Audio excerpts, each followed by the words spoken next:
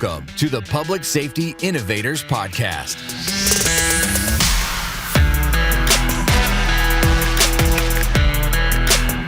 Connecting you with trendsetters who are leading innovation in public safety and expert advice on growing your own post-law enforcement business.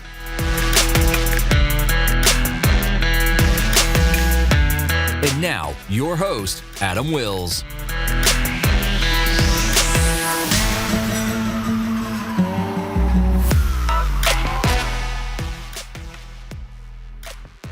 Welcome to episode 41 of the Public Safety Innovators Podcast.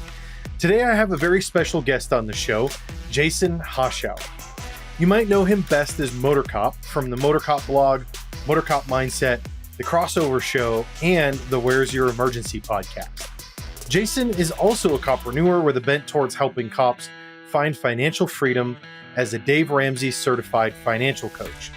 Jason joined my exclusive LEO to CEO community several months ago so he could network with other copreneuers and receive expert coaching in business and marketing. He's going to tell you all about how the last couple months have given him a new sense of clarity and direction in his business, and then share his best tips for crushing debt and living a life of financial peace. All right, here we go.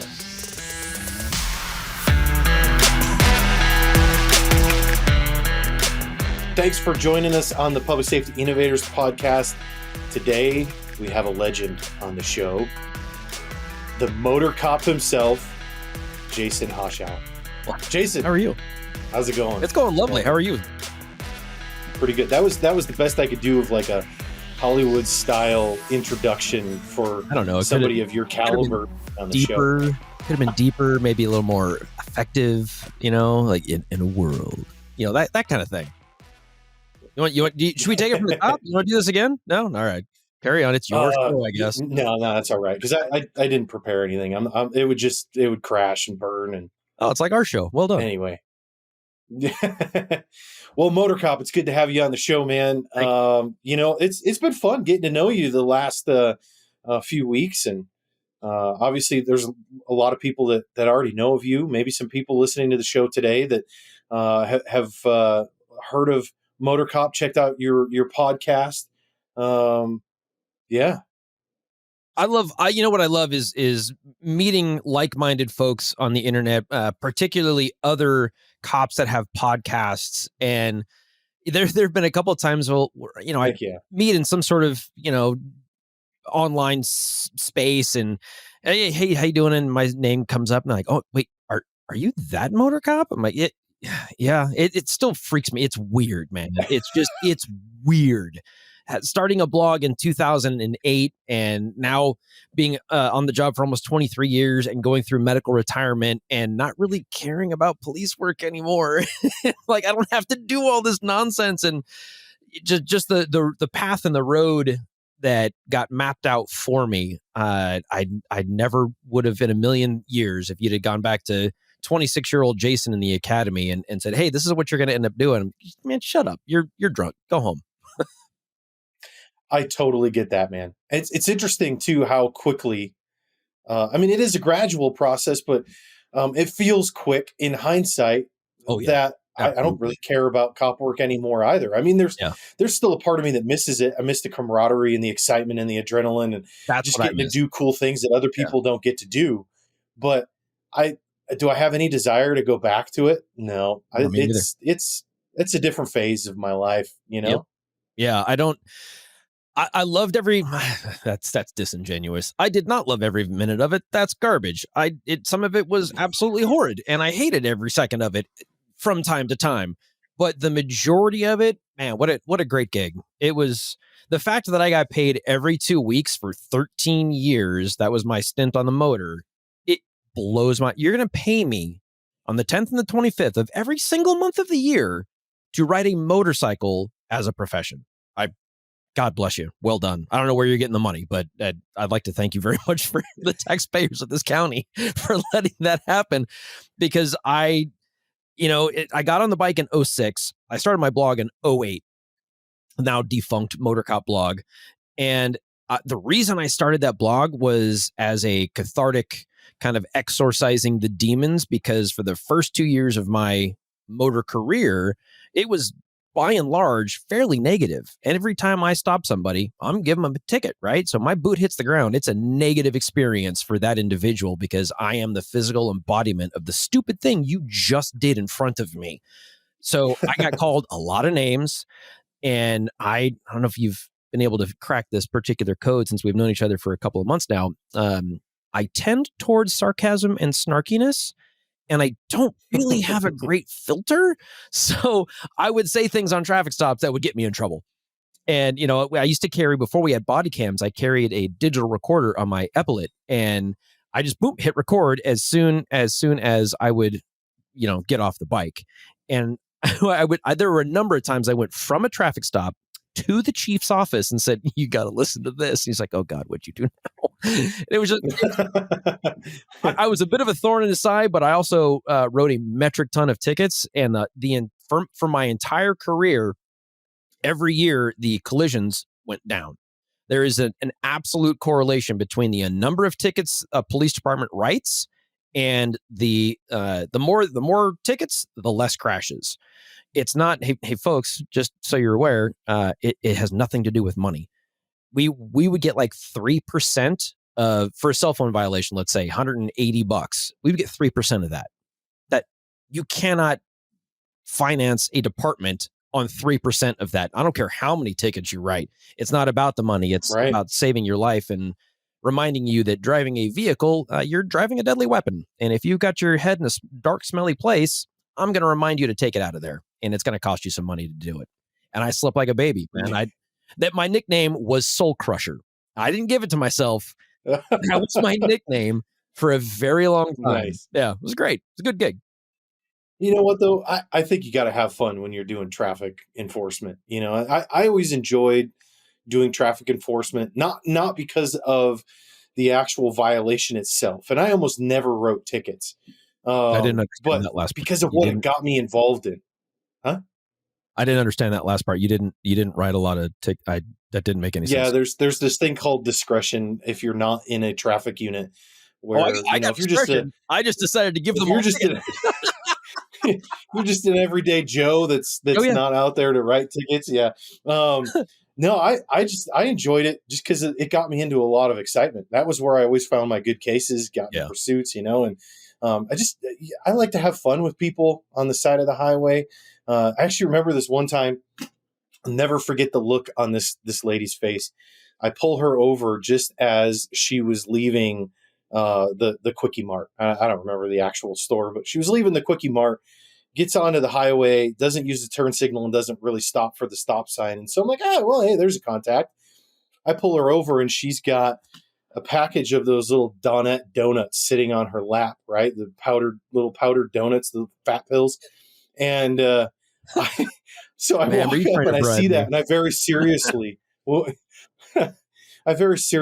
in, and I'm like, "Ma'am, are you trying to bribe me right now?" And she says, "What? Excuse me?" I'm like, "The donuts on your lap. Are you trying to bribe me right now?" And she's like, "Oh, no. And she takes them and she like scoops them off of her lap, and she's all in a panic. And I just start laughing. And she was like, "Oh, you're just messing with." Anyway, I thought it was fun. You gotta have a good time. I'm a huge Notre Dame fan. Like my oldest daughter's middle name is Quinn, named after Brady Quinn, the best Notre Dame quarterback ever. And that includes Joe Montana, by the way. I'll fight you for it. Anyway, so I stopped a Michigan fan. He had the Go Blue license plate frame, and I'm like, oh, I'm gonna have some fun with this guy. Notre Dame and Michigan, huge rivals, right?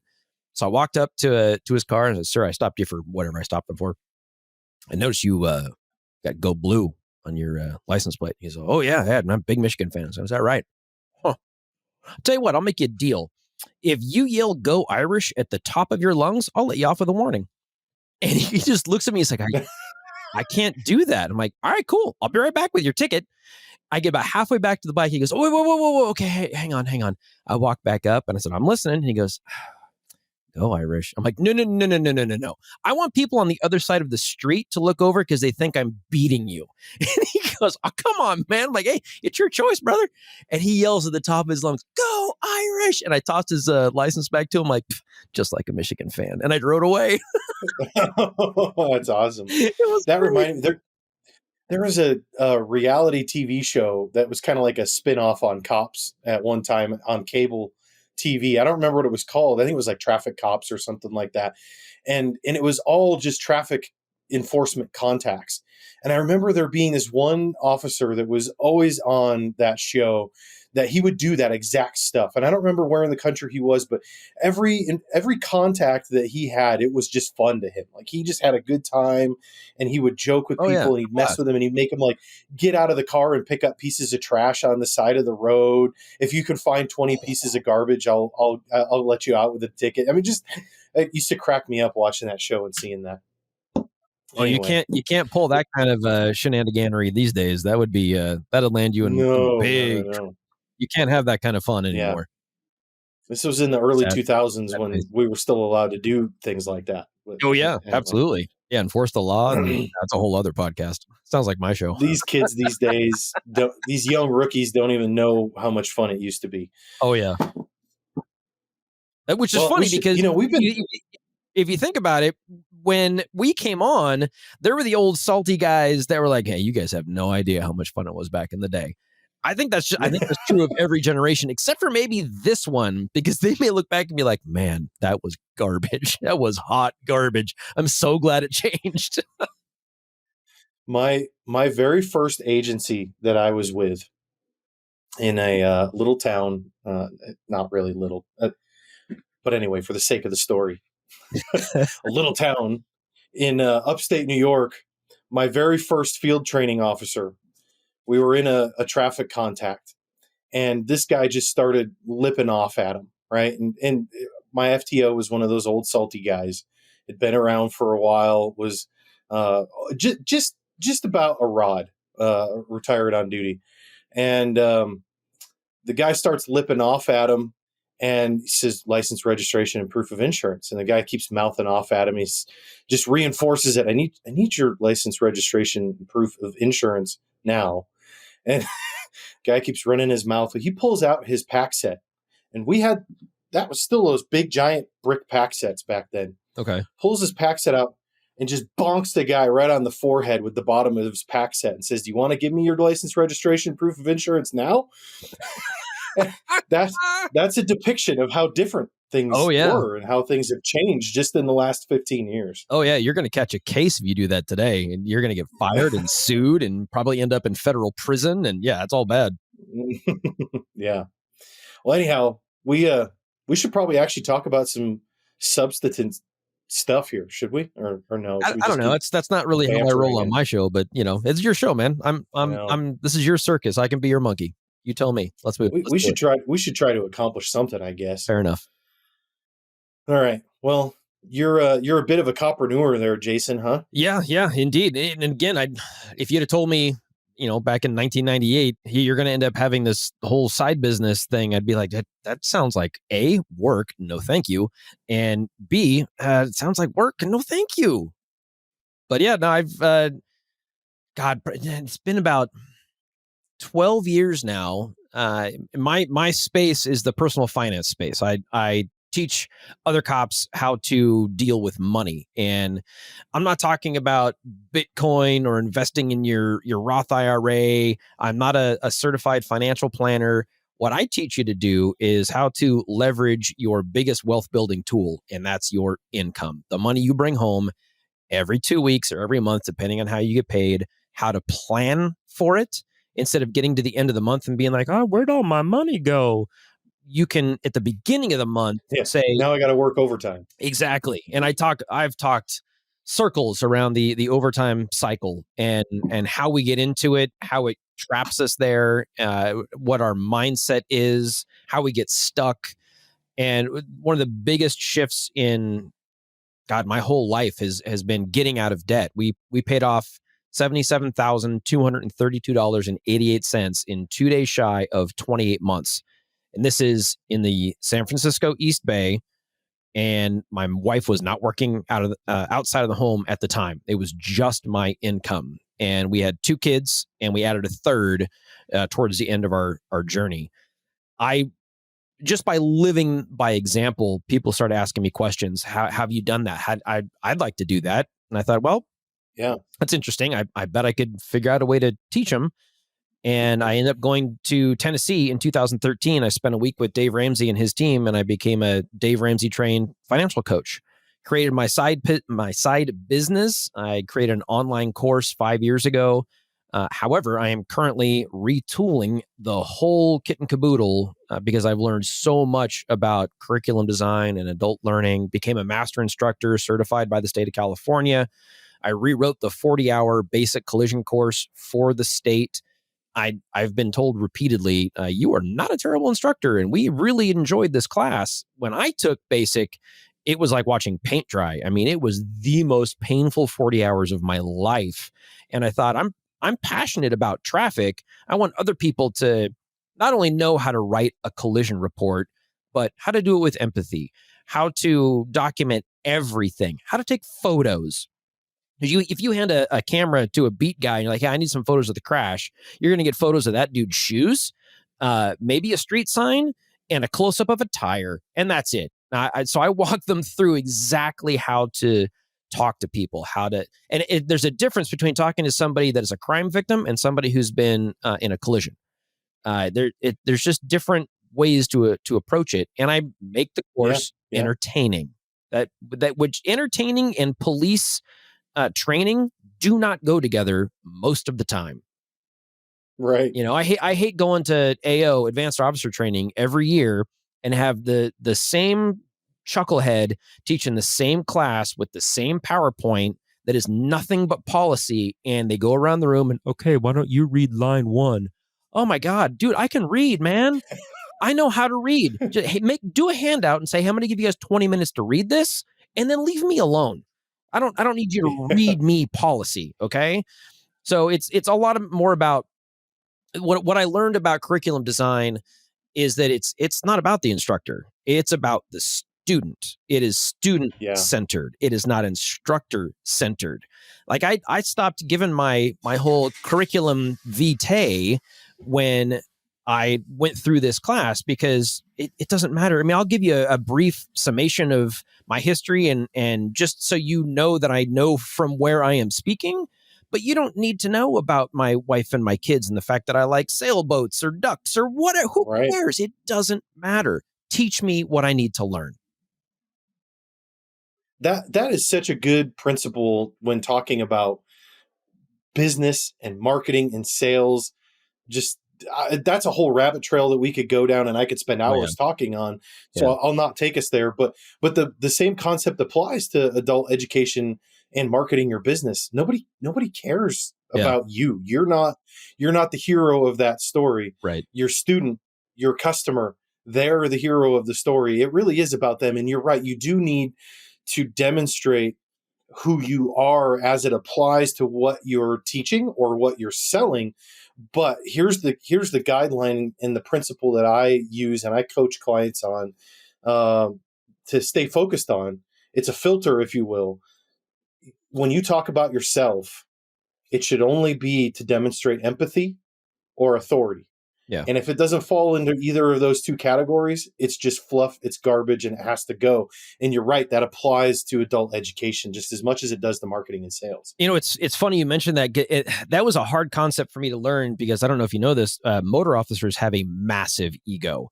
I mean, massive, right? What? I know, crazy.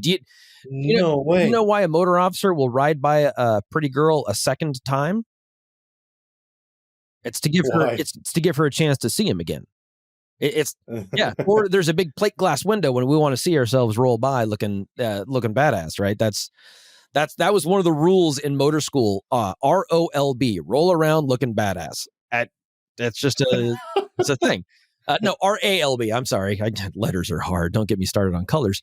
Yeah, but spelling is difficult. It's so funny that those two things are so interrelated that it's been a challenge for me in particular because I created this alter ego.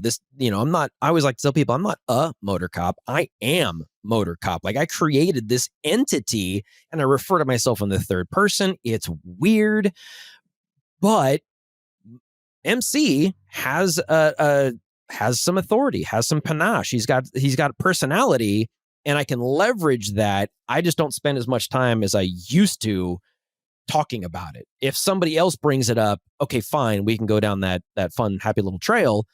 But all you need to know is that, hey, I've accomplished this huge financial goal. I've been debt free for a decade. I stopped working overtime out of necessity 10 years ago. I have not worked 1 hour of overtime in the last decade because I had to. And I was working an average of 40 to 50 hours of overtime every single month. It wasn't until we created that personalized spending plan, which is just a budget, but people don't like the word budget because it's scary. We created that plan, and then I was able to leverage what I was doing at work to give my family a sense of freedom. And I went from that level of overtime to zero. Like, I would work special events because we had to as motors. I would do, certain things here or there. If it was, it's a fair share overtime, whatever, fine. But since December of 2011, I have not signed up for one shift of overtime ever. The fact that I'm able to be at home with my family, which is something I wanted to do for a very long time, man, I mean, that was worth the angst, the frustration, the difficulties. It sounds great to say I paid off $77,000, blah, blah, blah, blah, blah, blah. Bully for me. But people see that on the back end, right? They weren't talking to me when I was going through it. And it's a difficult process. And I tell people that up front. I can teach you how to do this. There's sacrifice. But it's up to you. How bad do you want this? And we talk, one of the first modules in my course, we talk about why. Why are you doing this? Simon Sinek's, seminal book, Start With Why. It's a business book, but I think it can also be very applicable to your personal finance. Why are you making these sacrifices? Why is your money going to the places that you're sending it? Because, by the way, money doesn't just go places. You have to tell it where to go. And when we started doing a written budget, we found, air quotes on a radio show, an extra $500 a month every single month. That's $6,000 a year that we were effectively pissing away because we didn't plan for it. When we started doing that, we started seeing some traction. And I can teach you how to do all those things. I can teach you how to, alter your mindset, but you're the one's got to do the work.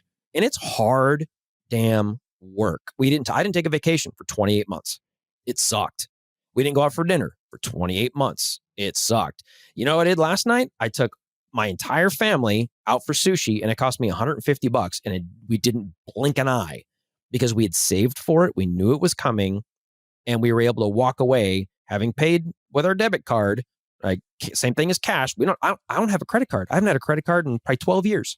I'll never have one again. If I can't afford it, I will not buy it.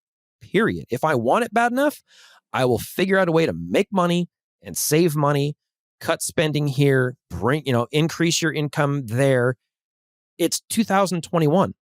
You have the technology literally at your fingertips, probably in the phone you were listening to this very podcast on.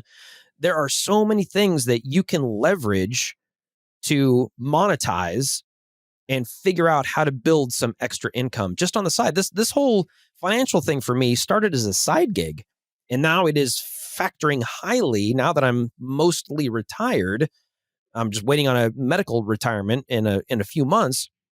This is my phase 2 plan, and I've been building up to it for a decade. I didn't just wake up one morning like I'm going to be a disc golf instructor now, I guess. No, that's not the way it works. You have to think purposefully and intentionally about what it is you want to build. This is what I always tell people. What brings you joy, and how can you monetize it? Because if you like what you do, like they say, you'll never work a day in your life. I love coaching people about their money. I love seeing that look in their eye when they get it, when they're like, oh yeah, you got this very big concept. And one of the biggest hurdles that people tell me, well, how am I going to get my husband or my wife on board? Getting your spouse on board is absolutely foundational. And that's one of the modules in the course is how do you get your spouse on board? Well, by the way, it's not just showing up and saying, I'm going to sell your motorcycle so we can get out of debt. Whoa, pump the brakes, Johnny. What the hell just happened? No, you have to approach it a certain way. And when I see a couple, when I'm coaching a couple, a husband and a wife, and one of them is the spender, one of them's a saver. But when I see them get on the same page and they just kind of look at each other and it's almost an audible like click and you see the light go on. It's like that. Okay. You just kind of pat them on the butt and have a nice day. You guys got it. You're going to be right as rain. It's going to be hard.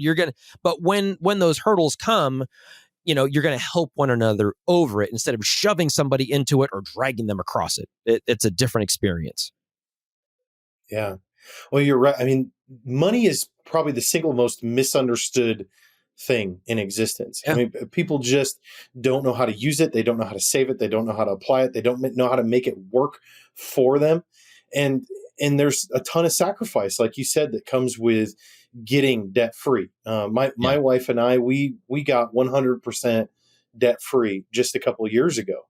And it is the most liberating feeling that you can't possibly understand until you are actually in that situation saying, like the freedom I have to say, I can go anywhere I want, do anything I want to, and I don't owe an answer to anybody. I don't owe any money for anything. Yeah. I am 100% debt free. I have no loans, no credit card debt, right? It's a beautiful feeling. It's incredible. But it takes sacrifice, and it takes, because what people don't see is the years that it took us to get there. Right. Right. You wake up overnight and you're an overnight success, even though you've been building up to that night for 15 years. Right. Yeah. Yeah. So, what I'm intrigued by and I'm curious about, Jason, this whole thing started with the creation of the MotorCop persona. Mm-hmm. And then evolved, and it's just really a unique situation. So I'm curious, how did MotorCop come into fruition in the first place? Like, how did you come up with that idea, and how did that eventually then lead into taking the MotorCop persona into the MotorCop mindset and financial planning and or personal finance coaching, I should say? Okay. MC started back in 2008 again with that blog. And I came home one day and I thought, man, I am tired of bringing my angst home. I'm tired of all this negativity. The wife doesn't want to hear me complain about it every single day. I need something I can, like a pillow I can scream into just to release all of my frustrations. And my mom for years, my mom died in 2019. She was, God, my biggest supporter for doing this particular activity. She'd been on me for years. You're such a good writer. Why don't you should, journal. That's what she was, physical piece of paper and a pen and, write down your experiences. I think that, someday you could write a book and that'd be amazing. I'm like, yeah, that sounds great, Mom. No, I'm not going to do that. So I decided to take it online, and I created it. Back then it was, I think it was Blogspot. So it was like motorcop.blogspot.com. And you can try and go there. I don't think it exists anymore, but whatever. And my first post was something about how stupid blogs are and what a dumb word it is. It's short for web blog. We need a short term, term for web blog. It's an online journal. That's all it is. And I thought, okay, I'm gonna come home after a particularly difficult call or a frustrating driver. Instead of me just laying into him on the side of the road, I can change circumstances. I always change the time of day or the type of car or the sex of the person or the race of the person. So they would never know it was them. And I would come up with cute little, acronyms for them. And I couldn't tell you what any of them were now, and I would basically like just poke fun at the entire situation and be like, hey, you guys all hate being stopped by motor cops because you've done, it's not a big deal. I want to give you a different perspective on, from my point of view of how y'all act, because you guys think that I'm just out here, being a jerk. But here, have you ever been called an a-hole by a 74-year-old grandmother with her grandchildren in the back seat? Because I have. And I looked at her, I'm like, your grandkids are right. Nobody's going to believe me, right? So I would come home and I would blog about it. And I thought, okay, my folks will read it. A wife might read it, whatever. Then I started getting a boatload of hits. And I blew up one day because I got interviewed. Some dude that stumbled on my blog wrote for MSN Auto. He was the auto guy. So he's like, can I do an interview with you about, cops and cars and whatnot? I'm like, yeah, sure, whatever. So I'm on my way home talking to him on the cell phone, and it posts, and like the next day my site got like 18,000 hits. And I'm like, that's it. I've arrived. Ha ha. And then nothing happened. So you get into these vanity metrics when you get into blogging or podcasting, and without going down a huge rabbit hole, I stumbled onto my podcast co-host, the Happy Medic, because we both started blogs within a few months of one another. And we were aware of one another. We had a mutual friend who sent me a random email out of the blue, and it said something to the effect of, hey, we think we know about the area you live in. I'm like, okay, stalker. Me and my buddy, the Happy Medic, are going to be at this bar Monday night. We'd love to meet you. Come out and grab a beer.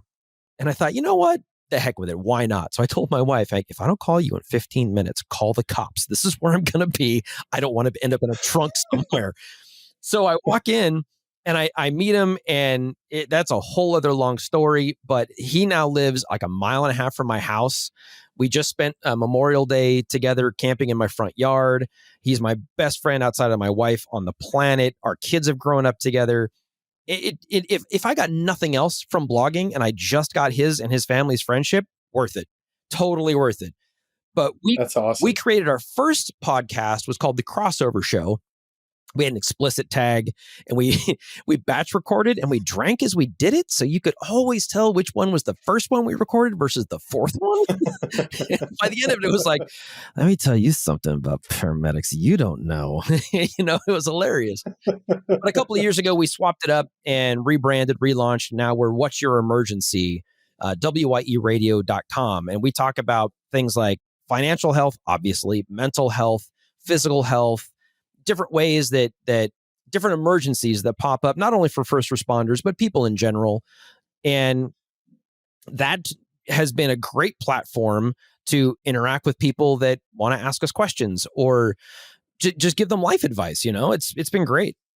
And there's no drinking on the show anymore. Oh no, there 100% is, but we don't have an explicit tag, and we've been doing it for so long that we can, restrain ourselves. We do record shows for our Patreons over at patreon.com, and we will give them unfiltered access because they've been supporting us when we were still TCS. So they like the salty approach sometimes. And if you pay for it, yeah, I'll swear a blue streak for you. Awesome. So that gave you the format to start talking a bit more about personal finance and getting more involved in it. And that's ultimately what led you to Dave Ramsey. I mean, Dave Ramsey obviously is the biggest name out there in personal finance. So I can see how you gravitated towards him. It was, because I created the MotorCop Mindset, I wanted something that wasn't, the silliness that I had for MotorCop blog or the silliness we did for the Crossover Show. Because I started getting the same questions over and over. How did you do this? How did you pay off all this money? And it wasn't a teach me how to budget. It wasn't a technical question. It was more of a behavior or a mindset. How did you overcome all of these hurdles? We started August of 2009. My second daughter was born August 25th. We got out of debt December of 2011. And again, I was working 40 to 50 hours of overtime every single month, which equates to an extra like 2.5 months worth of work per year. I felt like I missed the first couple of years of my second daughter's life. That was not easy. And it circles back to that why and the mindset we needed to have. And I thought, well, I love alliteration. So MotorCop Mindset makes sense. If I can, I don't know that I intentionally set out to to lead by example.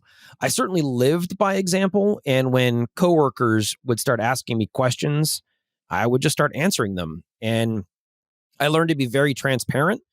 When we were leading Dave's Financial Peace University at our church, we would put our budget on the wall. You want to know how much money I make? I'll tell you. You want to see my budget? I'll show you. I'll show you where all the money's coming from and where all the money is going to.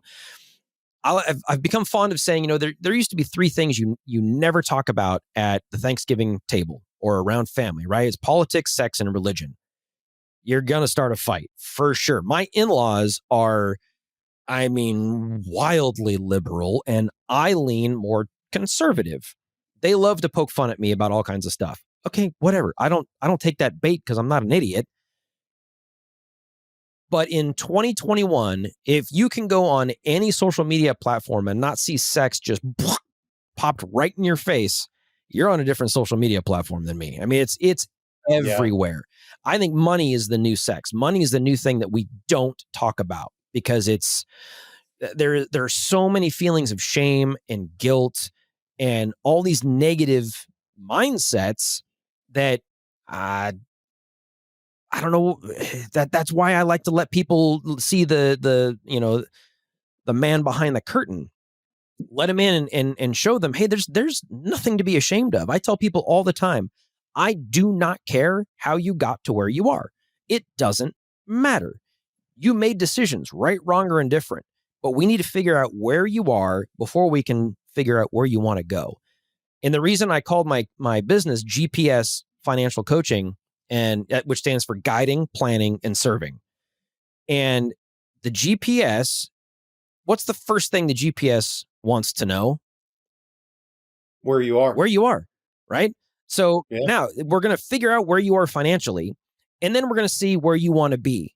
If you spend your whole journey looking behind you, you're going to crash that car.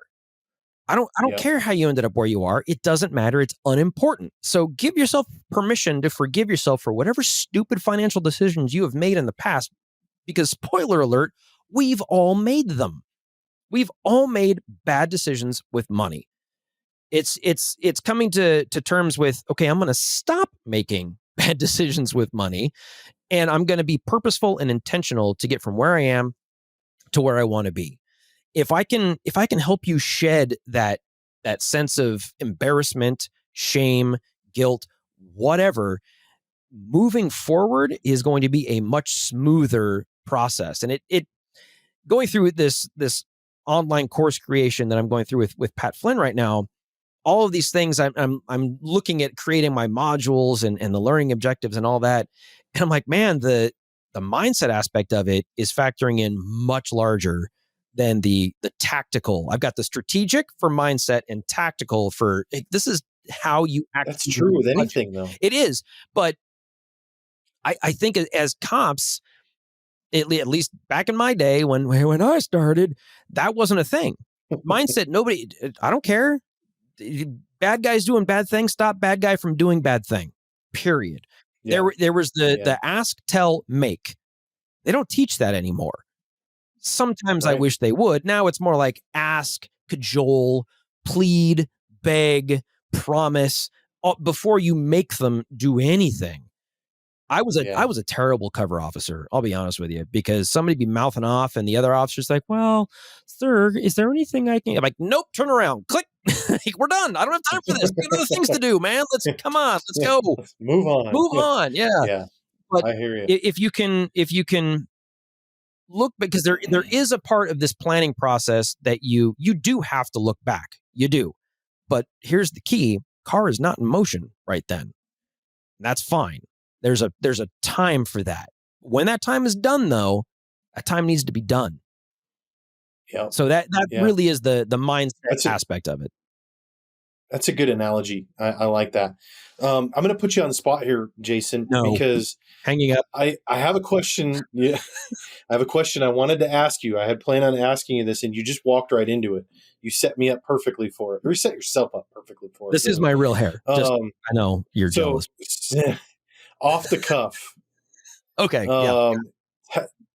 Give us your top 3 foundational principles for cops to work towards living a debt-free life? Stop spending more than you make. Create your personalized spending plan and tell your money where to go. It sounds trite. It sounds like you fit it on a bumper sticker, and I suppose from a marketing aspect, that's great. Now, so that's kind of the tagline, if you will. Now I'm going to talk real. You don't need the brand new truck, and by the way, you don't deserve the brand new truck. You know what your family deserves? Your family deserves a roof over their head and food on the table. They don't deserve a $700 truck payment because you're a large child. Knock it off. You are a police officer. Take some responsibility. You preach responsibility to everybody you talk to. So don't come to me and give me excuses and reasons about why you really needed the ski-doo. Knock it off. Knock it off. It's not true. And I guarantee you, if there are spouses listening to this, they are nodding in unison with me. I promise. Yeah. Jason, I got to tell you, I drive a 2004 Honda Pilot At a pepper with 240,000 miles on it, and I love it. I was rolling around in an 03 Ford Explorer, and it was right at the pandemic, it gave up the ghost, like in the worst way. And I thought, well, guess we're getting I always say new car, but I don't mean new car. I mean new to me. So I went from an 03 Ford Explorer, and I jumped forward 9 years. I'm rocking a 2012 Volkswagen Passat right now. It ain't sexy. Nice. You know what? Don't care. Yeah. It cost me $5,500 cash money. It's paid for, and it's going to be my daughter's in like a year. Yeah, I feel the same way, man. Yeah, it's far more liberating. I thought about, all these influencers out there, as I've been putting out video and stuff like that. I thought, you know what, I want to make fun of some of these other influencers who they go out and take a video with, some rented Ferrari behind them, right? Talking about all this money they made. I thought about doing a video like that with my Honda Pilot in the background. You think that's a good idea? Just like start from inside the car and step out and be like, yeah, look at this. That idea. I'm stealing that idea. I'm absolutely going to do that. That's going to be on my sales page. Be me leaning back all tough, like, yeah, check it out, Passat. That's how we roll. Yeah. Look at my steel wheels that are all full of mud. That wheel looks rusted. It probably is. It gets me from point A to point B. That's all. You know where my car will drive me? My car will drive me to the airport so I can take my family on a week-long trip to wherever because I don't have any debt. So exactly. If you want a 2022 GMC 2500, knock yourself out. A, you're not going to have it for as long as you think. B, you're going to have to work more overtime away from the people that you claim to love very much. And C, it is going to end up being an anchor around your neck that you are going to end up at some point resenting. That's just the way it works. Yeah. And I've bought. And by the way, I prefer. Get it. I prefer not to call it rust. I like to call it weathered chrome. Oh, there you go. Kind of like experienced chrome. Kind of like weathered wood, right? I mean, that's like a. That's a nostalgic, sought after sort of thing. That's a throwback. Weathered chrome is, yep. It's all. Well, see, you are the market guy. I interrupted you. Yeah, yeah. It's such a taboo thing to talk about, and I wish it's one of my huge long-term goals is to get these principles taught in police academies. If I could go back in time, take 26-year-old Jason and kick him square in the jimmy, I would, because I did stupid things for the first 10 years of my career. Because, you know what? Overtime's a thing. And we bought a travel trailer, 2005, I think. No, 2006, because my wife was pregnant with our first kid. And our question at the RV show, because we're dumb, was how much a month? Actually, that wasn't even that. It was how much overtime do I have to work every month to make this payment? It wasn't how much is this? It was how much do I have to work per month to afford this on a monthly basis, instead of just cutting a check for, I think it was like 18 grand. It was $200 a month. $200 a month is nothing. It's not that big a deal, but it equated to, a 4-hour overtime shift or whatever. Okay, that means I'm going to have to be away from the family for 4 more hours. Oh, but it's built-in vacation, right? Because we've got our travel trailer. We can travel and sleep in it. It's going to be awesome. While I was working so much overtime, we didn't go anywhere very often. Yeah. And so on top of the payment for the trailer, now I'm paying for storage as well. So it ended up being like $250 a month. Well, great. There's another hour of overtime I gotta put in. Now we just bought a cargo trailer a few weeks ago, a 6x12 cargo trailer. We wanted to convert it into a travel trailer. Well, it's already had some of the conversions done. It's already a queen bed in there on hydraulics, so there's storage underneath, a chest of drawers. Came with 2 windows they were too terrified to put in. Went to my brother-in-law's. We cut the holes, set the windows. Cost us $6,000. Cash money. Here you go. Done. Nice. And now I have this cool thing that we are taking a 3-week trip this summer. We're going to be gone for, that long. We're taking smaller trips because we can afford to do it. B, both my wife and I have our own businesses that we can arrange around our own schedules. And C, I don't have to work. The man doesn't tell me to get up at 4:00 in the morning anymore. I get up when I wake up, and isn't that fun? Oh God, it's amazing. Unless your dog has diarrhea, which happened to us last night. So last night, not great. So, I apologize for my down energy on your interview. I'm running on like 8 cups of coffee. Well, you and I, we first met and got to know each other, I guess in Pat Flynn's SPI Pro community. Yeah. And I had told you, hey, you know what? I got this thing, Leo to CEO, the private community. You might be interested in that. And so you joined the Leo to CEO community. Yeah. And maybe you can share with everybody, what has your experience been with that so far? Do you feel like, what's the biggest thing you've gotten out of it, I guess? I'll leave it at that. The first thing that comes to my mind is the thing I missed most about being at the PD, and it's camaraderie. It's people going through a similar journey at a similar time. So, heck, even one of the guys that I just interviewed on the podcast is part of LEO to CEO, and that's Greg Kaminsky. And he was only a cop for 2 years. He's 26, and he's transitioned into this whole other business. And I thought, man, again, 26-year-old Greg could have been 26-year-old Jason. If I can influence him in any way, shape, or form to improve his life at this stage of his life, when he isn't married, has no kids, has zero responsibilities but to himself, holy smokes, he will be swimming in dough in a very short amount of time. For the community aspect of it, I love that no matter where you go, be it virtually or physically, literally anywhere in the world, cops are cops. Like we speak the same language. Yeah, you might use 11 codes. I might use 10 codes. Our alphabet might be, yours might be military. Mine is, phonetic, whatever, or the different terms. We all have, we share a similar brain for the most part. So being able to support other copreneuers and be able to give them some examples of what transition has been like from full-time cop to retired and being in phase 2, and then gleaning, nuggets of wisdom from you and from other members of the group has been very validating. It's been there's like vindication there.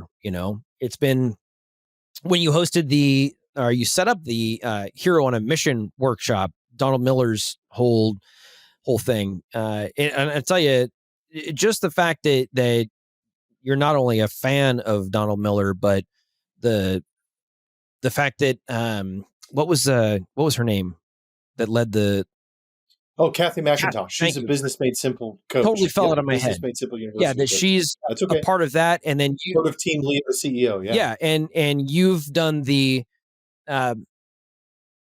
Business Made Simple. Story, No, the Story Brand. Thank you. The Story Brand Marketing. yeah, Story Brand Certified Guide. Yeah, I've been a fan of Donald Miller's for years. And it's funny, the people you pick to influence you, especially online, started with Dave Ramsey. And then I found guys like Michael Hyatt and Pat Flynn and James Wedmore and Donald Miller and all of these people. And I've had the opportunity to meet everybody but Donald Miller in person. And they're just normal people that figured out a cool thing that can help other people. And I like that Donald Miller factors highly into the LEO to CEO experience, and just having the opportunity to hang out with other guys and gals that are at the same time of life as me, or trying to get there, or have already been there. I have the opportunity to lead and live by example and learn from those who have already done what I want to do. So it's kind of the perfect culmination. And like I told you when we first talked, I 100% think it was divine inspired. I really do. Between getting on SPI Pro, signing up for Pat's Heroic Online course, retooling everything I've been working on for the last 12 years, and then meeting you and coming onto LEO to CEO, all these things are just dovetailing together so nicely. Yeah. Yeah. Well, it's been awesome having you around. And I'll agree with your sentiment about meeting those folks and finding out that they're just normal people. You know, obviously I've met Donald Miller in person from my time spent in Nashville, being certified as a Story Brand Guide. And he's one of the most down to earth, humble people I've ever met. Yeah. And just a really, really cool guy. So yeah, he sure fits that same mold, follows the same pattern.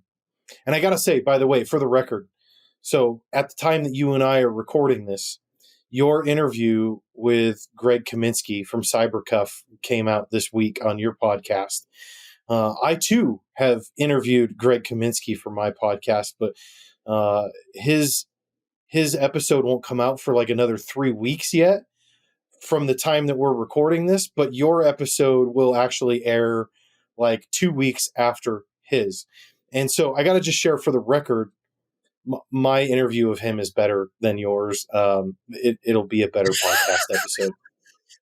Just gotta say well, okay, if we're gonna compare here, y'all can go to wyeradio.com/S3E14 because that is Greg Kaminsky's interview. S3 for season 3, E for episode, S3E14, and then listen to Adam's again, air quotes, interview with Greg, and you can make your own decision. I'm going to leave it up to the audience, man. That's what we do on our show. We don't make these sweeping generalizations. We like to let people form their own opinion. But again, your show, you know, I'll dance for you. Yeah, so that's the difference between being an influencer and a follower there, Jason. I influence people's decision, but anyhow, no, I'm just kidding, man. I listened to that your interview with him and Joe, his partner in crime there at CyberCuff, and I thought it was great. It was a good episode. And hey, you mentioned LEO to CEO on there, which I was really appreciative of. So thanks for doing that. I'm gonna go back and re-edit it. But yeah, no, it was good. It was good. I'll have something special for you. I have one. Show. Yeah, you will. Well, don't you worry about it. I'm gonna set some deadfall traps and see if we can how we can mess with you. Oh man, that's it. I canceled. Cancel. I got 2 questions I want to ask you, and actually, you asked me to ask you these, and I just got to ask them. We'll ask 2 questions, and we'll wrap things up here. Number 1, what's your favorite style of beer? Oh, IPA all the way. I've had over, right. God, by this time, I've probably had over 600 different IPAs. So I agree with you 100%. Yeah. 100%. And so we'll collectively, we'll call out somebody here, Austin Mulsick, who's also a member of the LEO CEO community, who commented one day that IPAs are the pumpkin spice latte of beers. Yeah. And so, Austin, you're wrong. Yeah. You're wrong. Yeah. Calling you out right here on the show. And what was my response to his comment? Do you recall that? I don't actually. What I think was I it? said something to the effect of, no, the IPA is a thinking man's beer. Oh, yeah, that's right. It is. Yeah. It is, too. Yep. Agreed. All right, question number 2. How is your hair at almost 50 years old just as amazing as it was at 25? I don't just genetics, man. I used to have a nickname with other motors. They would call me Flo from like Progressive. Remember when they first started doing motorcycle insurance, she would take her helmet off and her hair was perfect. I would take my hair off and everybody would be like, dude, come on, man. I don't know. That's just superior. Like, let me scooch down and look at that. And now you can see it, but it's luxurious. It really is. I know lots of different adjectives, but it's nice. I'll give you the hair, but we just need to work on your beard a little bit. It's a little patchy. What are you talking about? This is glorious. Yeah. Listen, hey, you know what? You said we need to let the listeners decide. So just head over to YouTube. If you're listening to this on your favorite podcast player, just go over to YouTube and pull up the video, or go to psi.chat and pull it up there. There you go. Well, hey, let me check it out for yourself and compare whose beard is better, mine or Jason's. I don't have the wax in it today. I was getting in close to the camera, so I can do the little the evil emperor kind of mustache with the curls in it. I just need a cat that I can pet and be like, "Oh, welcome to my show." But I don't have a cat. Cats are stupid. There you go. Well, Jason, it's been awesome having you on the show, man. A lot of fun. Enjoyed our conversation. Of course, enjoy having you in the community. So why don't you, before we sign off, let everybody know where can they find you and how can they connect with you? You can find me at themotorcopmindset.com. We also have a weekly podcast over at wyeradio.com. Honest to God, if you go to the Google and type in MotorCop, all one word, you'll find me, which is a weird thing I'd never thought I would say. Awesome. Well, why don't you give us a closing thought real quick, Jason? Do yourselves and your families a favor and sit down with your spouse if you are married, or with a reliable friend, not a friend who will tell you that you look great in a 2022 GMC Sierra, and sit down and talk about what it would look like if you were debt-free. What would it look like? What would it feel like to not have any payments, to keep the money that you actually earn? Dream a little bit. That's something that we as cops don't do very well, because we live in the quote real world, and it's a skill set that I think is lacking in law enforcement. If you can create that dream and then reverse engineer how to get from there to where you are, you'll have a pretty good path of achieving the dreams that you set up with your spouse. Do you want retirement to look like traveling or camping or whatever? Cool. How many years left do you have in your career? Neat. Let's talk about all these things. Don't just come in and say, I'm frustrated with our money. I want to work more overtime. I want to be away from the house. None of those things work. So sit down, get on the same page, talk about these things, and then start to look at the tactical side of building your budget. Good advice. Good advice. Well, thanks again, Jason, for being on the show. And of course, you know what? Something you didn't mention, I'm going to do it for you. Everybody that's listening, in addition to catching up with Jason and all those places he mentioned, you should also go over to the MotorCopMindset.com and check out specifically his 5-day budget challenge or budgeting challenge. Oh, right. Yeah. Forgot about that's that. a free 5-day challenge that he's got. Yeah. Check that bad boy out. All right. Thanks for being on the show, man. I appreciate your time. Thanks very much. Cheers.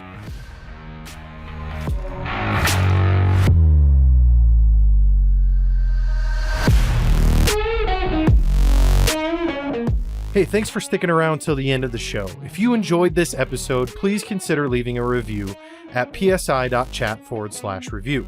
I would love to hear your feedback, and it will also help other public safety innovators like yourself find the show. Be sure to check out the show notes for this episode. Just go to psi.chat, click on episodes, and search this episode number, and you'll find all the links, descriptions, and resources we talked about. And if you haven't already, make sure you subscribe, and you'll be notified when the next episode is live. Thanks again for tuning in, and I'll catch you guys on the next episode.